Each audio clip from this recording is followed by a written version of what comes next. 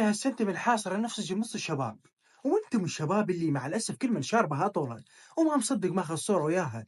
شنو المحتوى؟ شنو اللي جاي تقدمه؟ شنو الرسالة؟ شنو الهدف؟ وكنا نعرف شنو جاي تقدم هاي البنية، وبنص الشباب، ويعني 63,000 مشجع، اكو مكان خاص للعوائل بنص الشباب، ورايحة حبا بالمنتخب؟ لا. تشجعين لك لاعب؟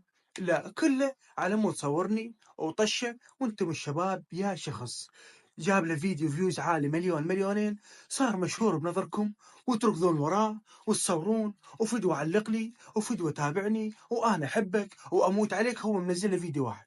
انتم اليوم المجتمع هذا وين توصلونه؟